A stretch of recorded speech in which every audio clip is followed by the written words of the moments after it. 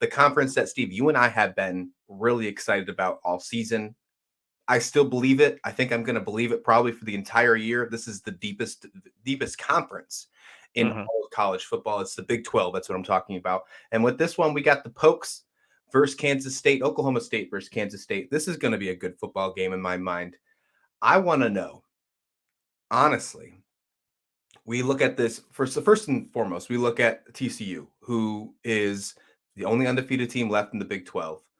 These are the other two teams here that probably will be in the running for the Big 12 championship. I mean, honestly, this division is still wide open for, I mean, I think everybody to be in the Big 12 championship, with the exception of maybe a few on the bottom. But okay, regardless, this is going to be a really good football game. We've seen what Sanders can do at the quarterback position. We don't know what's going on with Adrian Martinez with Kansas State. Is he healthy? Is he going to be completely 100%? Is he even going to play? Um, I like Oklahoma State in this football game just because of what I've seen in the past from Oklahoma State. They are technically a 1.5 point underdog. I mean, but if you if you have anything within three, it's basically playing the money line, right? So Right. just pick your spread how you feel. Plus 1.5, you might as well, if you want Oklahoma State to win, you might as well play them on the money line. Your odds be a little better. That's what I would play in this case. I like the pokes. What about you, Steve? Yeah, I'm leaning to Oklahoma State here as well. I mean, Spencer Sanders has had a special season. He really has. And the fact that there's still uncertainty on the Kansas State side at quarterback, even if Adrian Martinez would start, by all reports, he's pretty banged up. So how effective will he be? Oklahoma State's defense, if they can force some turnovers early, I think that would give them an early cushion and they can kind of cruise a little bit. I do worry about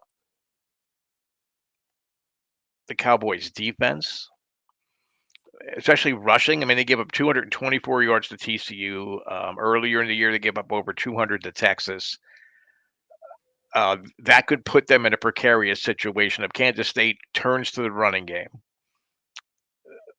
that could potentially keep this game really, really close. I'm sure that speaks volumes as to why Oklahoma State comes in as the underdog as opposed to being the favorite in this game. And it seems so weird not to focus so much with Oklahoma State on offense. I've been talking defense here, and what they potentially could do. They have been great stopping teams on third down. That it ideally could be the deciding factor, I think, in Oklahoma State's favor. And it's really weird to me why the line is there too, because I believe Kansas State's lost 3 straight home games.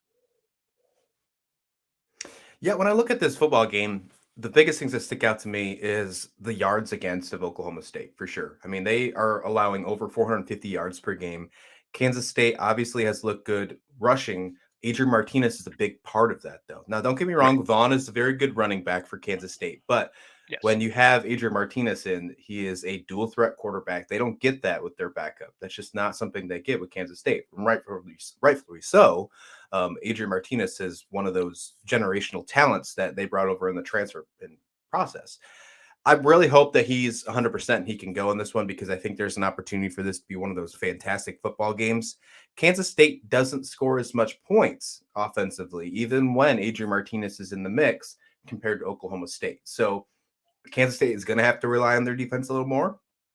Oklahoma State, even though they do allow a lot of yards, their offensive production is super high. Even with the fact that you said Kansas State, lost a decent amount of home games this year, and they are 5-2 on the year.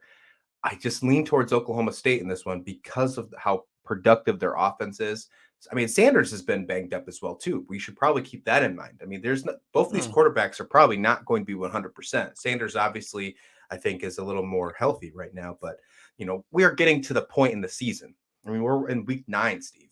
I don't think anybody's 100%. Right. Everybody's pretty banged up, right? Spencer Sanders has already thrown for 2,000 yards this year, 15 touchdowns. He's got 4 picks. I mean, when you look at the stat line of Adrian Martinez, if you didn't know the full story, he hasn't even thrown for 1,000 yards yet. But as I said, He's a dual threat quarterback. He's done a lot of great things for this team. He is the reason that they are in the contention in the running and being 5-2 and have the opportunity to seal themselves a bowl after this game. Still leaning towards the Pokes, though. I think I'll take them on the small spread here at a -1.5 underline. Over unders 56. I'm taking the over in this one, even though I do think Kansas State defense is pretty decent. Oklahoma State it has a high-powered offense. They can score, and then I'm not too thrilled about their defense. So I think 56 points is pretty easy between these two teams, Steve. Yeah. I mean, I agree, and I'm glad you mentioned Deuce Vaughn because he is great at finding holes that maybe aren't there. If you're watching the game, from a fan's perspective on TV, oh wow, how did he find that hole? He just seems to have a knack for that. If he Mhm. can break a couple of big runs, I mean that takes a lot of pressure off the Kansas State offense, and then by default the Kansas State defense as well. So, yeah, I think I would have to go with the over here, but I wouldn't bet that with confidence. This is going to be one of those rare Big 12 games that really defense could rule the day. And Which is and why neither of these defenses would jump out at you as being an elite defense, but no. circumstances could actually turn this into more of a defensive contest than we would be used to. If we have a defensive battle to the point where we have like the score is an under and we're talking like field goals are the reason that we win this football game, like kind of like a Big Ten or a Maction kind of style. Well, I shouldn't say Maction because there's no Mac or defense in Mac, but if it's a Big Ten kind of style football game, I'd be completely shocked. But there is an opportunity that the defensive reasons win the game for one of these teams.